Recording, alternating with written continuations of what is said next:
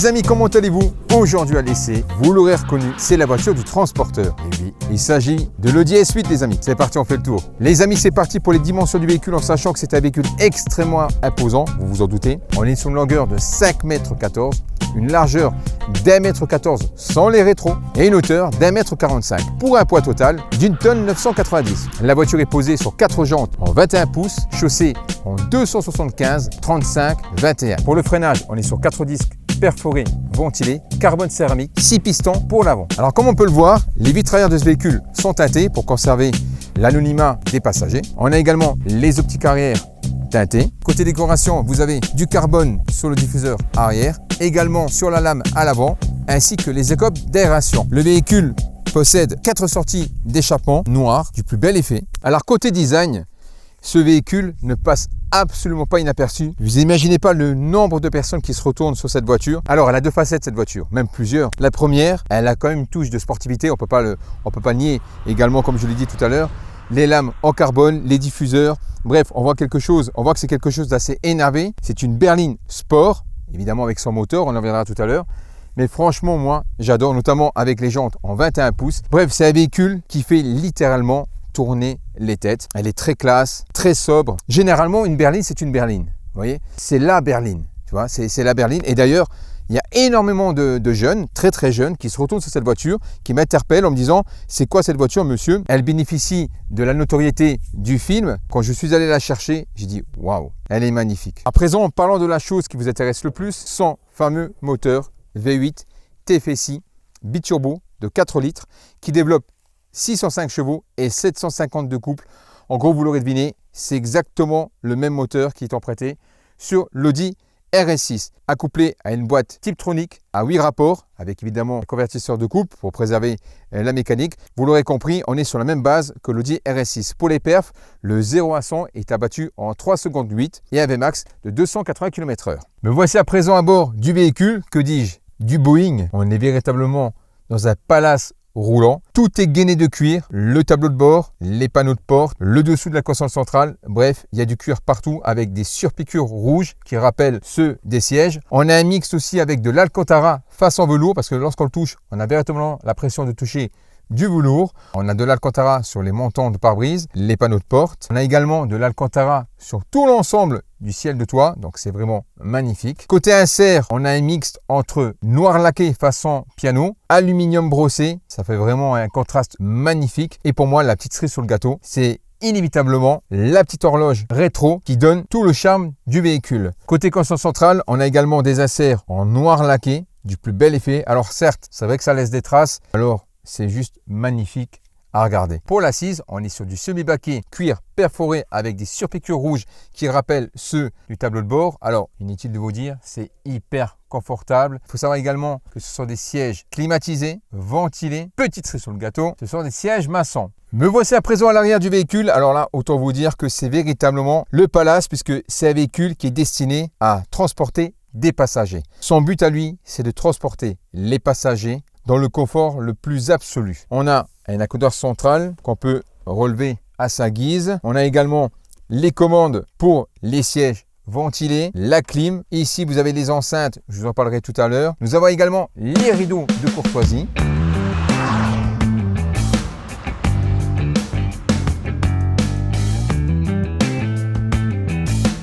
Les amis, me voici à bord de l'Audi S8.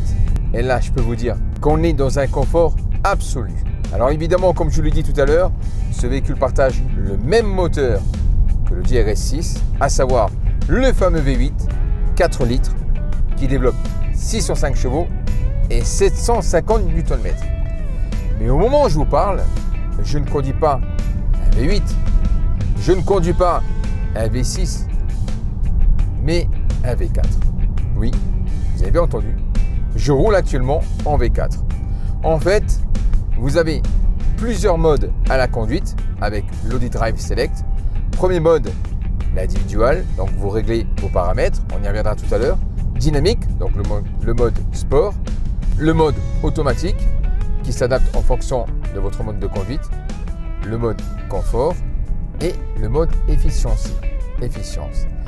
À savoir que lorsque vous passez sur le mode efficience, eh bien, votre véhicule se transforme en V4 puisqu'il active uniquement 4 cylindres, ce qui rend la conduite beaucoup plus douce, beaucoup plus souple et surtout beaucoup plus économique. Et en termes de sonorité, c'est juste parfait, c'est feutré, on n'entend absolument rien.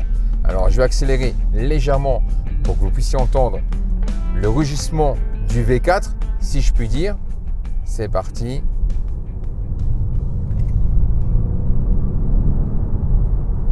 Alors, évidemment, ça fait toujours un petit bruit assez rock, mais par rapport au V8, le son est beaucoup plus atténué. L'avantage de ce mode 4 cylindres, c'est que malgré que vous soyez en 4 cylindres, le véhicule garde de la réserve. C'est-à-dire que si vous devez doubler une voiture subitement, eh bien, vous n'êtes pas obligé de passer en mode dynamique pour avoir la patate.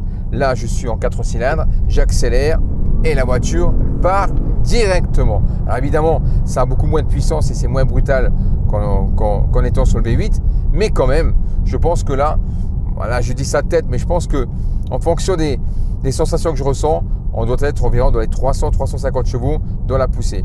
Plus ou moins, si je me trompe, n'hésitez pas à me corriger, mais je pense que ça doit être ça. Alors évidemment, ce véhicule a été conçu pour transporter des passagers dans un confort absolu. Mais il n'y a pas que les passagers qui ont un confort, il y a également le conducteur. Là, je cruise tranquillement, je n'entends absolument rien. La sonorité est juste parfaite. J'ai un immense accoudoir, double accoudoir. J'appuie, je le lève et là, je suis surélevé. Et en même temps, j'ai la main qui tombe directement sur le levier de vitesse type aviation, gainé de cuir. J'adore.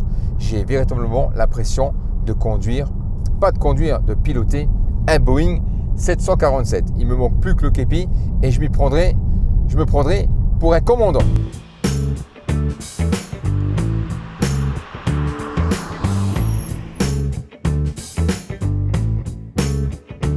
Bon, à présent, je vais passer en mode confort. Voilà. Donc là, du coup, ça active le V8. On va accélérer pour entendre la sonorité. Et là, on voit que le véhicule est déjà tout de suite beaucoup plus réactif, tout en gardant du confort et on entend la sonorité un peu plus présente. Évidemment, vous aurez du mal à vous en rendre compte parce que c'est tellement bien insonorisé que pour le coup, c'est un peu compliqué de s'en rendre compte. Alors, je vous l'ai dit, hein, c'est un véhicule qui est typiquement basé sur le confort, mais évidemment aussi sur les performances, vu la puissance. Là, je suis sur les sièges semi-baquets, matelassés, cuir, perforé, ventilé. Et si j'appuie sur ce petit bouton et je choisis mon mode que je désire, et bien là, je suis en train de me faire masser. Alors, il y a plusieurs modes: ondulation, tapoter, étirement, lombaire et les épaules. Et là, je suis en mode ondulation. Et c'est véritablement le top. Alors au début, c'est un peu déroutant parce que on a plus l'impression qu'on nous pousse du genou à l'arrière, mais au final, c'est très très agréable parce que ça vous masse tout le dos et vous êtes vraiment serein. Alors que dire de ces sièges? Évidemment, ce n'est pas des sièges sport. Ils sont hyper confortables. Ils sont climatisés, je le rappelle. D'ailleurs, avec ces températures caniculaires, c'est vraiment le bienvenu. Je suis à 80 km/h. Et je suis serein. Évidemment, tout à l'heure, je passerai à l'arrière pour vous donner mon avis de ce que ressent le passager. Je dirais même pas un passager, je dirais plutôt le voyageur. Écoutez, on est bien. Alors évidemment, je ne vais pas m'amuser à prendre des routes sinueuses comme je le fais dans mes autres essais parce que ce véhicule ne s'y prête pas. C'est plutôt des grandes lignes droites. Alors évidemment, elle tient quand même le cap, il n'y a pas de souci. Mais c'est le plaisir de conduire. À présent, on va passer au mode dynamique. Donc là, on le sent déjà, à peine j'ai enclenché le mode dynamique que la voiture a commencé à s'affoler. Évidemment, 605 chevaux avec 752 couples, ça part très vite. C'est parti, je suis en deuxième et j'appuie.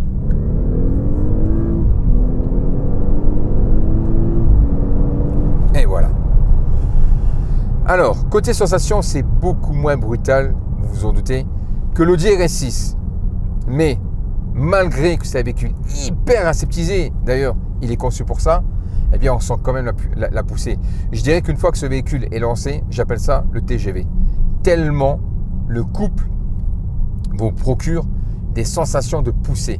C'est juste hallucinant. Alors, comme je vous l'ai dit, c'est moins brutal, c'est quelque chose de très avenant, mais quand même, j'accélère, pied au plancher, et là, ça pousse, ça pousse, ça pousse, ça pousse, ça pousse. Voilà. Alors, côté performance, on est très très proche de l'Audi RS6 puisque le véhicule demande 3 secondes 8 le 0 à 100. Donc, on est très proche. Mais comme je vous l'ai dit, c'est tellement aseptisé, tellement confortable que du coup, la puissance, on la sent beaucoup moins. Mais je vous garantis que si vous êtes à bord de ce véhicule, vous sentirez quand même que c'est une grosse poussée. On se croirait littéralement dans un TGV. Je fais tomber un rapport et j'accélère. Voilà. Donc pareil, la sonorité est beaucoup moins présente que sur la petite sœur Audi RS6. C'est moins caverneux. Alors le son est pas mal, mais c'est extrêmement feutré. Mais en même temps, c'est la philosophie de cette voiture. Hein. Elle n'est pas là à vous faire une tête comme ça. Elle demande de la discrétion.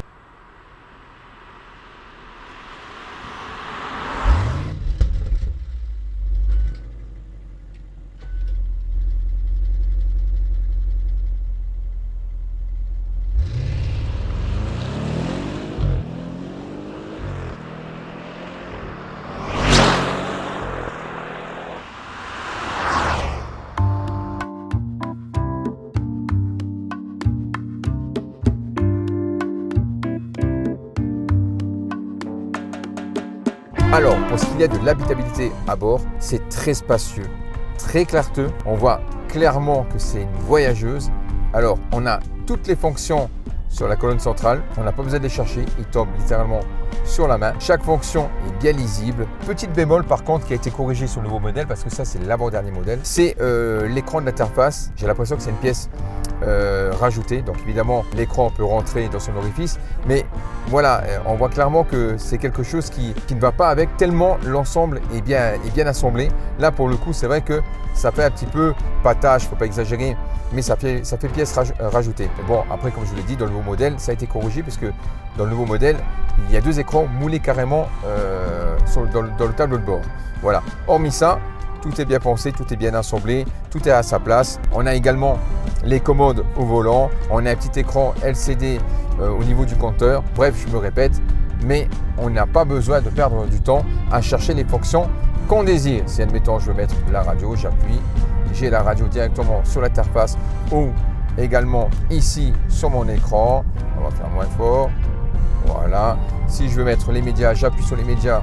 J'ai les médias qui chargent, donc Bluetooth, etc., etc. Voilà. Ensuite, si je veux me remettre en car, donc pour régler mon véhicule, eh bien, j'appuie directement sur car et là, j'ai tous les menus et le Select Drive qui s'affiche. Nous avons également le toit ouvrant. On a l'affichage tête haute qu'on peut régler ici, donc on peut régler la hauteur. On peut dire que elle est comme dans une classe de limousine, ce véhicule. En tout cas, le confort y est. On est véritablement dans un confort de limousine. Bon les amis, on est parti pour faire le tour de toutes les options au niveau du véhicule. Donc je vais la démarrer avec le bouton Start Engine. Voilà. On va commencer tout simplement par la console centrale. On a la sélection des menus. Voilà. Et avec la molette au centre, on peut naviguer dans l'interface. Voilà, l'Audi Connect, donc c'est pour les applications de chez Audi. Tool, donc ça c'est pour régler l'équalisation, la radio, les médias, la navigation, info du véhicule, info routier en temps réel, ça c'est vraiment sympa. Et ensuite le téléphone, carnet d'adresses, les SMS, messagerie, tout ce que vous pouvez retrouver sur votre téléphone. Voilà. Ensuite, ici vous avez la navigation, donc du coup on a le GPS, on active le zoom et on dézoome. Voilà. Ici on a le bouton car, on arrive directement à l'Audi Drive Select et avec la molette on navigue. Donc là, individual, donc c'est pour régler les paramètres du véhicule en fonction de votre guise, c'est-à-dire la boîte en sport, le moteur en confort, suspension sport, et etc., etc. Bref, pour paramétrer votre véhicule. Dynamique, donc c'est le mode sport du véhicule.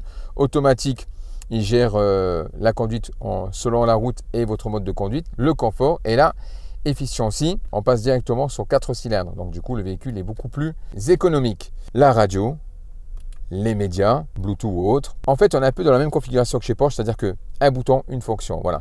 Donc là, quand on appuie sur menu, on a directement toutes les fonctions, mais on pourrait y accéder directement via les boutons. Ici, on a la clim.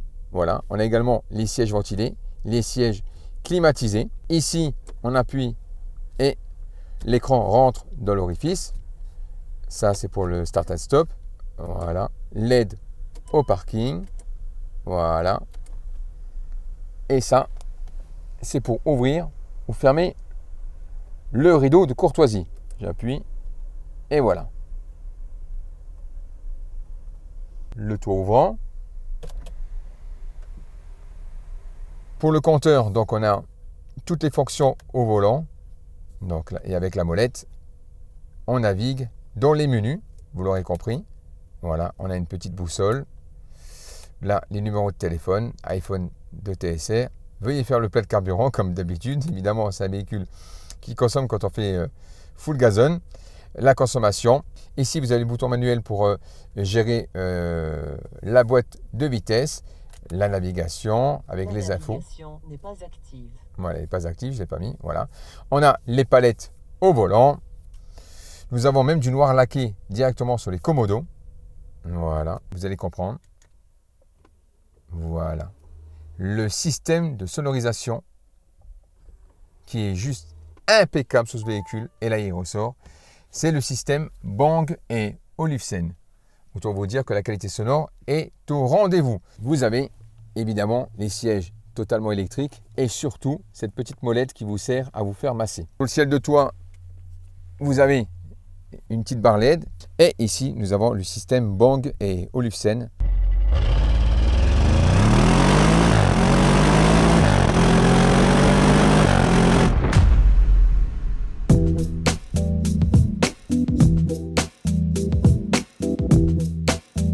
Alors ce véhicule est équipé d'une boîte automatique Tiptronic à 8 rapports et les passages se font vraiment tout en douceur. Donc là évidemment je suis en efficiency, donc 4 cylindres. Je passe en dynamique et je vais voir si la réactivité de la boîte est plus rapide. 3e, 4e. Alors c'est pas un foudre de rapidité, mais en même temps c'est pas sa vocation première, mais on voit quand même que elle est assez réactive. Je regarde, 4e, 3e, 4e, 5e. Bon, il y a un petit temps de latence, le temps qu'elle comprend ce qu'il faut faire. Là, j'accélère à fond. Elle me met tout de suite en 2e. Voilà. Et là, je freine. Alors, les freins sont d'une efficacité redoutable puisqu'on est sur du carbone céramique, le même système de freinage que le RS6. Et du coup, ça freine. Alors, par contre, petite bémol, j'ai extrêmement du mal à doser mon freinage parce qu'à peine j'appuie et tu vois, ça freine. Et pour les personnes qui ne sont pas initiées à des freinages aussi puissants, ils risquent d'être surpris et surtout celui qui est à l'arrière. Donc il faut vraiment y aller avec parcimonie sur la pédale de frein, appuyer tout doucement et ça se fera en douceur. Mais même malgré ça, ça reste, voilà, j'appuie tout doucement et tu vois, donc à un moment donné, ça freine, au départ ça freine légèrement et d'un seul coup, boum, ça te pile. Donc voilà. Là, on est sur des routes de campagne sinueuses. Le véhicule ne branche pas. Évidemment, je vais le passer en mode efficiency puisque je n'ai pas besoin d'avoir toute la puissance. Et pour avoir un véhicule beaucoup plus souple, et là, franchement, il n'y a aucun problème. Le véhicule se comporte très très bien. Alors, je ne vous cache pas que toutes les routes bosselées, elles sont inexistantes. C'est-à-dire que je ne les sens pas. Là, vous voyez. Bon, peut-être que vous allez me voir un peu sautiller, mais je vous garantis que le ressenti, il est quasiment nul. Elle enroule les bosses d'une facilité déconcertante. C'est super confortable. Bon, je vais mettre en mode dynamique sport pour voir si le véhicule se comporte toujours de la même manière. Et là, alors c'est un peu plus ferme évidemment. La suspension et le volant ont été raffermis, mais franchement, en fait c'est un tapis. Mais je vais remettre en mode efficiency parce que là, on sera bien. En fait, ce véhicule-là, c'est un tapis. C'est du velours, c'est tout ce que vous voulez. Ça se roule comme un vélo. Alors, si les personnes ont peur de conduire ce véhicule en se disant c'est quelque chose de très encombrant, de très lourd, vous inquiétez pas. Ça se roule comme un vélo. Ça se roule comme un vélo. Alors, évidemment, le véhicule fait pratiquement 2 tonnes, 1990 kg, on va dire 2 tonnes, en laissant, inévitablement en laissant. Je veux dire, dans les virages, bon. Après, à l'accélération, il y a tellement de coupes que non, ni dans le freinage, parce que le freinage est tellement puissant qu'on ne le sent pas. Mais on sent quand même que c'est un comportement très bateau. Ça tangue, il y a des mouvements de caisse puisque la suspension est extrêmement souple. Donc voilà, on sent vraiment qu'on tire une charge assez lourde. Mais voilà, je suis en 4 cylindres. J'appuie, elle part. Et là, on est bien. Un véhicule juste devant moi. Je vais mettre un petit peu sur le côté. Ça passe bien. Nickel. Il faut savoir que le véhicule fait pratiquement 2 mètres sans les rétros.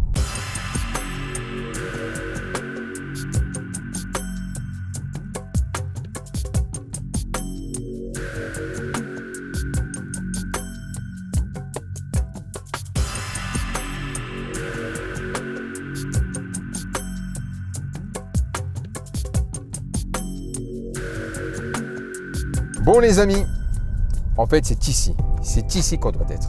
Là on est dans un confort indéniable. Il faut savoir que ce véhicule a été conçu et pensé pour transporter des passagers. Et là véritablement on est vraiment dans un palace roulant. Alors je mesure 1m75 et comme tu peux le voir, j'ai largement de la place entre moi et le siège passager. Je pense que un passager qui fait environ 1m90, même voire 2 mètres, ne sera pas du tout confiné. On a pas mal d'espace, on a un immense accoudoir central avec les réglages de la clim, des sièges ventilés.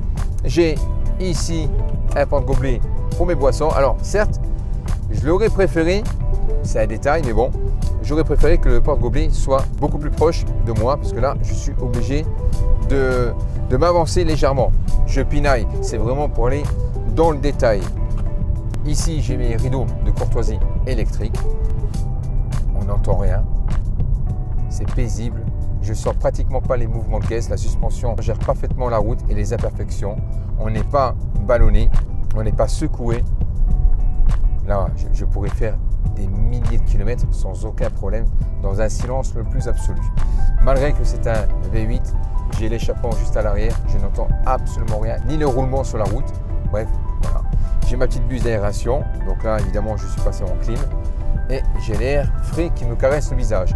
Il ne manquerait plus qu'une petite coupette de champagne, les amis, et on serait au top. Chauffeur, passez en mode sport s'il vous plaît. Donc là, on est en mode dynamique. Ah, évidemment, la suspension est plus ferme, mais on reste quand même dans un confort absolu. On est vraiment bien. Alors, c'est un véhicule qui est très poussif, 605 chevaux, je vous l'ai dit tout à l'heure. Mais concrètement, c'est tellement confortable qu'à l'arrière, on le sent encore beaucoup moins que si j'étais à l'avant passager ou encore plus conducteur. Voilà, vous l'aurez compris, c'est un véhicule qui est fait pour transporter du VIP. Ce que je suis. Vous êtes en direct chez John Cartester. British Bank s'il vous plaît. Et je ne pouvais pas finir cette vidéo sans faire un passage sur l'autoroute qui est le terrain préféré de cette Audi S8. Un grand merci à David et à la concession Télécar Premium à Bertrange, Luxembourg pour le prêt du véhicule. Si vous désirez d'autres essais de véhicules particuliers, n'hésitez pas à m'en faire part dans les commentaires. Vous étiez sur John Cartester. À bientôt.